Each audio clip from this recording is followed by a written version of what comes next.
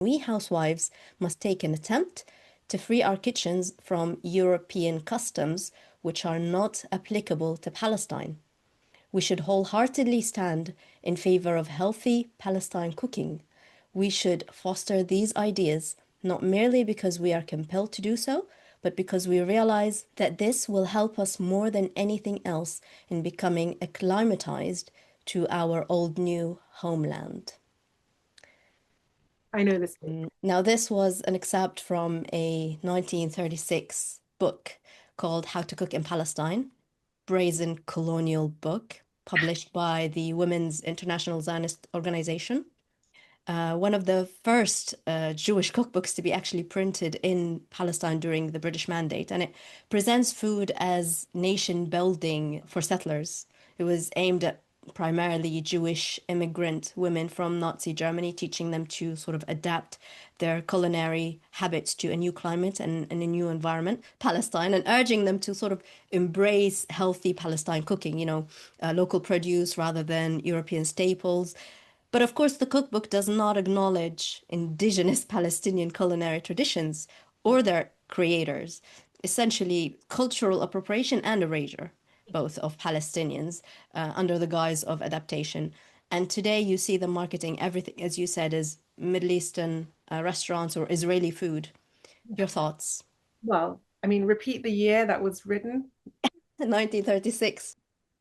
And when did Israel get created? 1948. I mean, this thing, I don't even want to call it a state, this terror organization has been a long time in the making before it actually took life, right? People think it just happened overnight. That was in the 30s.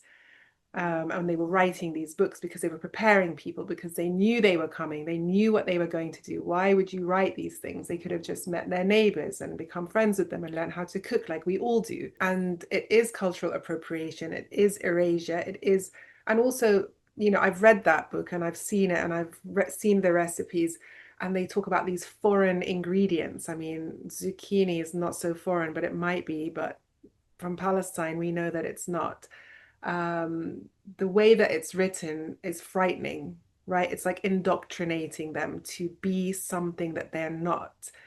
And even till now, they're not from that land. We have lots of people who are Jewish, who we know, who are against what's happening, who know that they don't come from that land, that they are Polish or Russian or whatever country they want to be from, but they know that that's not their roots. And then you have the Zionist ideology, which we have to kind of really emphasize a lot, because that's the nature of how this whole thing was built on this. And they use their religion to justify it when they're the most secular, non-God-fearing people. Because if you are, you wouldn't do what you're doing to people. And it doesn't mean you just have to not kill people. You can't erase a whole indigenous population. I saw something online about how they were planting all these trees that were not native to Palestine and they set on fire because of the heat.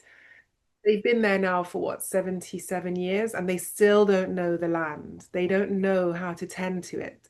Palestinians are part of the roots and the soil of this earth, right? In Yeah. this area, and they know how to take care of it. The only thing that has happened with the Zionist movement now is that they've just shed so much blood. They've tainted this space with our bodies and our blood and our flesh and our humans, just to have this fictional life that doesn't exist. You can't wish your way or cook your way into being part of anything.